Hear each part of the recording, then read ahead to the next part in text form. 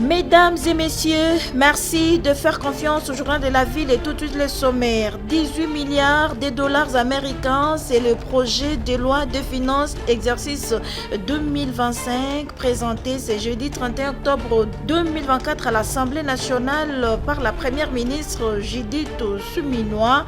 Un projet conçu pour répondre aux priorités du gouvernement en matière d'infrastructure, d'amélioration des services publics et de croissance économique durable. Les femmes de la République démocratique du Congo regroupées au sein de la coalition nationale des femmes leaders pour la parité en RDC exigent au journaliste Israël Mutombo de présenter ses excuses à la première ministre Judith Suminwa suite à ses propos discourtois tenus contre cette dernière. Elles ont déposé une plainte, c'est ça que c'est jeudi, contre les journalistes. Israël Mutombo.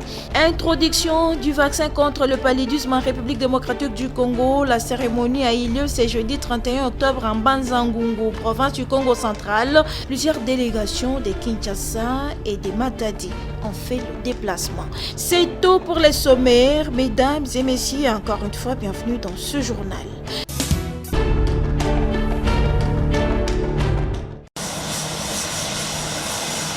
C'est une visite du travail dictée par la nécessité et l'urgence face à la situation sécuritaire préoccupante dans l'est de la République démocratique du Congo. Au terminal présidentiel de l'aéroport international d'Entebbe, le chef de l'État a été accueilli par le ministre ougandais de la Défense et des Vétérans, Jacob Obotobot. Après les cérémoniales d'accueil, le président Félix-Antoine Tshisekedi Tshilombo a pris la direction du palais présidentiel d'Entebbe où l'attendait sur le perron son hôte Yoweri Kaguta Museveni. Dans un premier temps, les deux chefs d'État ont longuement échangé seul à seul avant d'élargir la réunion bilatérale à leurs délégations respectives. Pas de conférences de presse ni de communiqués conjoints, mais les deux chefs d'État ont fait la restitution devant leurs collaborateurs. Je vous remercie également pour les discussions que nous avons eues ce jour. For the good discussions we have held today. Des discussions très enrichissantes et très prometteuses. Very useful discussions that promise a lot. Qui ont tourné essentiellement autour du processus de paix, cette paix que nous voulons pour notre turn région. Around the issue of peace, peace which we all like to have. Cette paix que nous voulons pour notre région. The peace for our good region. Je repars avec l'espoir que ce que nous nous sommes dit va se concrétiser. I'm going back home aware that what we have agreed on shall be concretized. Et je compte sur vous, sur votre sagesse. And I actually believe in your intelligence and good work. Pour que tout ce que nous nous sommes dit that se what réalise. we have said, what we have talked amongst ourselves shall be done. The 3 points. Les 3 points principaux sont: number one, the security between the bilateral security issues between Uganda and DRC. Premièrement, les questions de la sécurité bilatérale entre l'Ouganda et le RDC. Secondly, deuxièmement, security of the region. La sécurité de la région. Thirdly, troisièmement, the issue of petroleum in Lake Albert. La question du pétrole dans le lac Albert. And then quatrièmement, the infrastructure. L'infrastructure. Especially the Kasindi. Surtout Kasindi, Beni. La route de Kasindi, Butembo Beni. Tembo Road. La route de Kasindi, Tembo. And eventually, at some stage, the Bunagana, Ruchuru, Goma Road. Et pourquoi pas, plus tard, Bunagana, Ruchuru, cette route aussi. Cet tête-à-tête d'Entebbe intervient 2 semaines après la réunion d'évaluation tenue à Kinshasa entre les officiers des armées officielles de la République démocratique du Congo et ceux de l'Ouganda sur les opérations conjointes dans les provinces de l'Ituri et du Nord Kivu.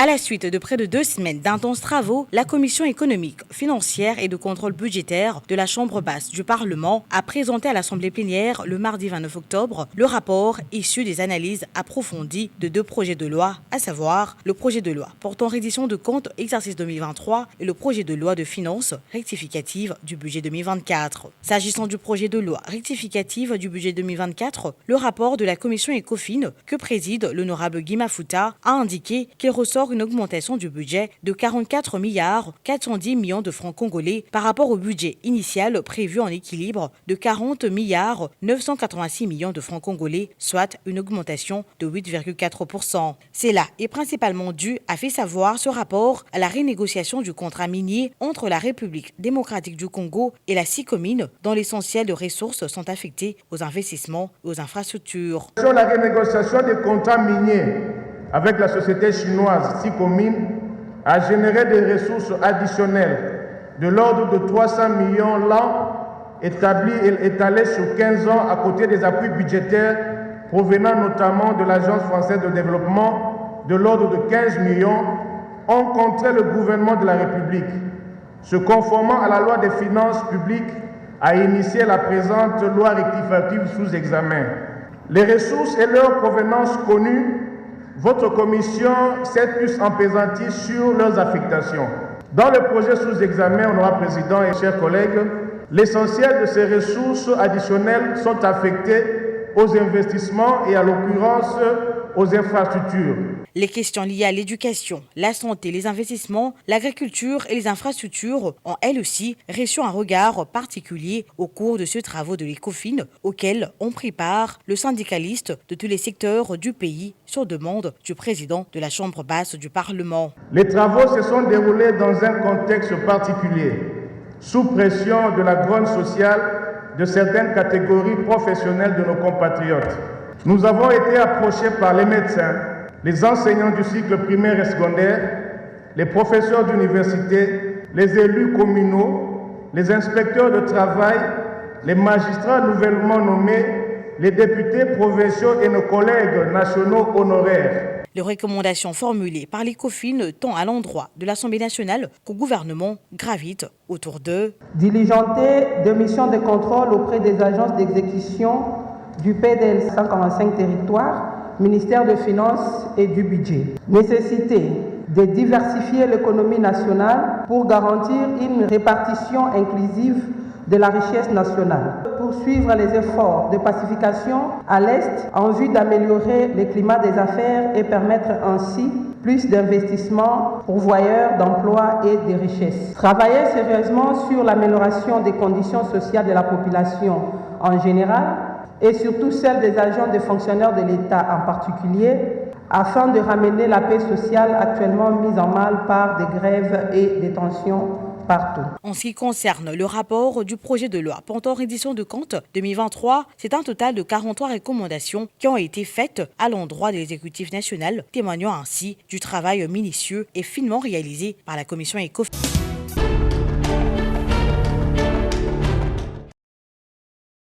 La première ministre Judith Suminwa Tuluka a présenté ce jeudi 31 octobre 2024 à l'Assemblée nationale le projet de loi des finances pour l'exercice 2025 qui se veut ambitieux et équilibré.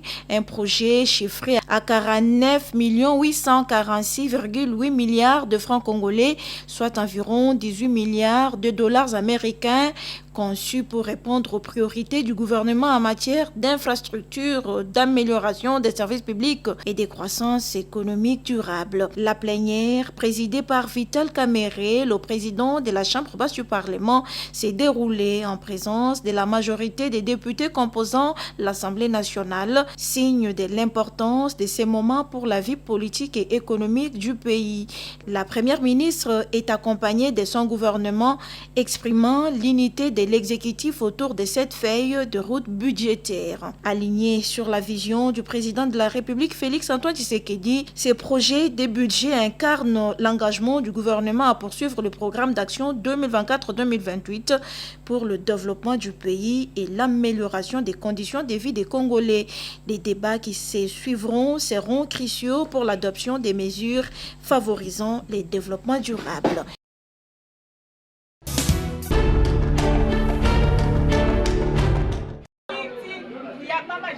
Les femmes de la République démocratique du Congo regroupées au sein de la Coalition nationale des femmes leaders pour la parité en RDC, CNFLP-RDC, très en colère, ont déposé ce jeudi 31 octobre 2024 leur plainte contre le journaliste Israël Mutombo, alias Papa Sango, au Conseil supérieur de l'audiovisuel et de la communication CESAC, suite à ses propos discourtois tenus à l'endroit de la toute première ministre femme de la RDC, Judith Suminwa Tuluka. Les femmes exigent à Israël Mutombo de présenter ses excuses en déant 48 heures et à toutes les femmes congolaises pour ses propos discourtois tenus. Pour cela que nous sommes venus ici pour dire non à ce que le journaliste Israël Mutombo a dit et interpeller tout le monde. Au-delà de notre plainte, nous avons lancé une lettre ouverte pour signifier notre indignation et mettre en garde toute personne, qui qu'il soit, là où il est, qu'il doit respecter les droits de la femme. Il doit respecter l'article 14 de notre Constitution. Il doit respecter ce à quoi le président a été élevé au niveau de l'Union africaine comme champion de la masculinité positive. Pour nous, Madame Judith Suminwa, c'est notre Lumumba, parce que Lumumba est le premier ministre de la République démocratique du Congo. Suminwa est la première ministre de la République démocratique du Congo. Donc il faut qu'il y ait une Iléo, il faut qu'il y ait une Kengo, il faut qu'il y ait une Gouze Caribonde, il faut qu'il y ait une Mabi Mulumba, jusqu'à ce que nous ayons une Sama Lukonde, et c'est ça l'équité. Mais quels sont les propos tenus par le journaliste Israël Mutombo à l'endroit du chef du gouvernement qui énerve les femmes? Il a dit que moi, si Wana, cette femme doit partir parce qu'elle ne connaît rien et ne fait rien. Et d'ailleurs, si ça dépendait de moi, je n'étais pas d'accord qu'une femme soit nommée. Ça va trop loin. C'est la liberté d'expression. Il a le droit de penser comme il veut, mais nous aussi, nous avons le droit d'attendre mal ce qu'il a dit. Et c'est pourquoi nous sommes indignés de ça. Les femmes de la République démocratique du Congo réunies au sein de la Coalition nationale des femmes leaders pour la parité en RDC n'attendent rien d'autre d'Israël que des excuses. Qui demande seulement pardon à la première ministre, le fruit de notre combat, le symbole de la lutte féminin, parce que c'est la première fois qu'il arrive là, qu'il puisse demander pardon à la première ministre et à toutes les femmes congolaises qu'il a offensées. En plus de cela, sur les affiches tenues à main par les femmes, il était écrit « Halte aux injures et à la diffamation, respecter les efforts du champion de la masculinité positive, parité 50-50 ou rien, Israël Mutombo Oyoki ».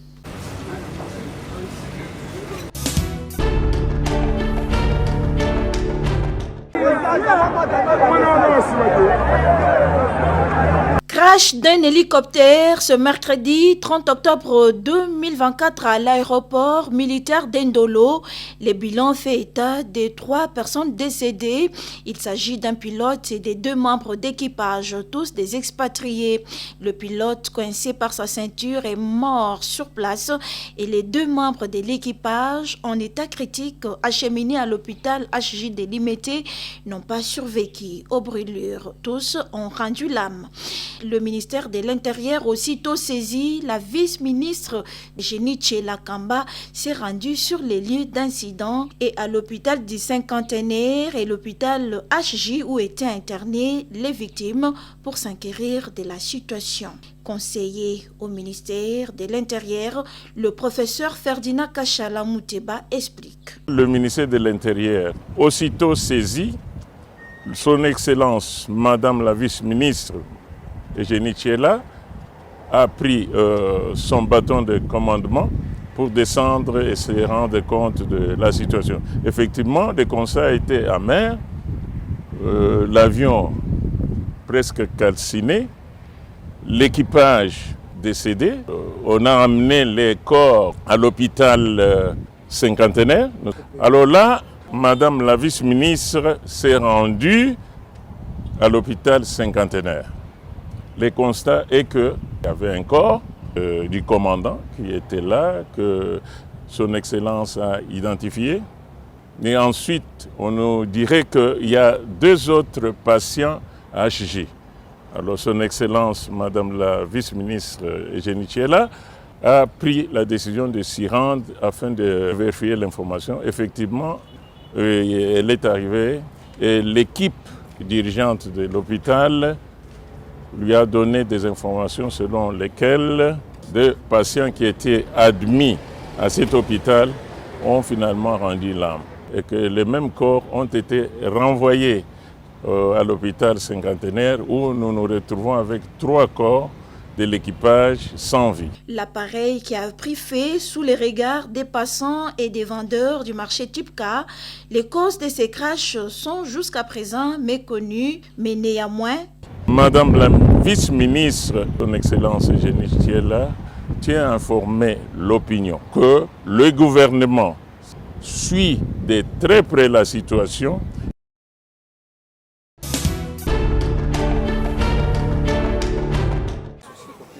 Développer la nouvelle cité d'Avin et Balavo, située à Lemba Imbo, dans la commune de Mongafula, cheval des batailles de l'ASBEL, amour du prochain, initié par Léo Clarisse. C'est dans cette optique qu'une réunion stratégique des membres de cette structure, dont la plupart sont les jeunes, a été organisée dans le but de réfléchir ensemble sur de nouvelles horizons. Associer les Tout-Puissants par la prière afin d'implorer sa direction, une chose que les participants n'ont pas oubliée. La nouvelle cité d'Avin et Balavo étant jeune, cette jeunesse souhaite à tout prix, en restant unie et soudée, faire épanouir leur milieu avec plusieurs projets de développement. Nzola Timothée est président de l'ASBEL Amour du Prochain. tozomona bamakambo ndenge ezoleka yango totalaki na vie ya mutu akoka za te yango tosalaki organisation oyo navandisaki population na ngai mpona nini tosangana tosala eloko ezali ya mutuya parce que ezala baka mosusu eyaka mutu mosusu akozwa problème na 0R mutu mosusu akozwa problème na tongo mutu mosusu akozwa problème ekipara RT nde yango tosalaki eloko oyo ezala lokola réunion moko boye tozana sita papa na biso Balavo yende akreaki eloko oyo biso nde tozana sima na ye tosali eloko oyo pona lokumu ya site na biso. De son côté, l'initiateur de cette association, Léo Clarisse, ne souhaite qu'une chose, les soutiens de leur chef coutumier.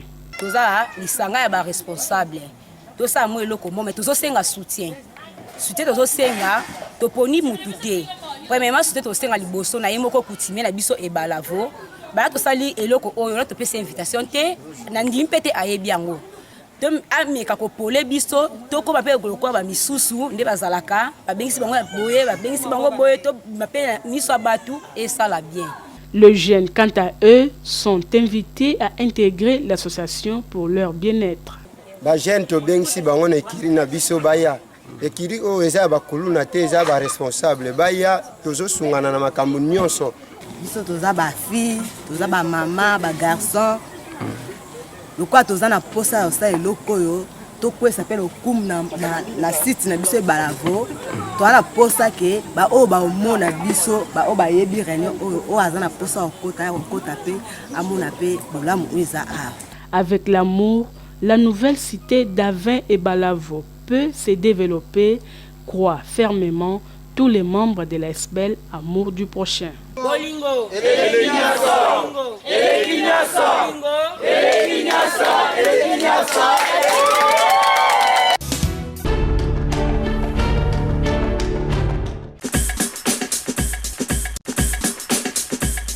Nous sommes arrivés à la fin de ce journal de la ville. Mesdames et messieurs, merci de l'avoir suivi. Le prochain rendez-vous est fixé pour ce vendredi et d'ici là, portez-vous bien.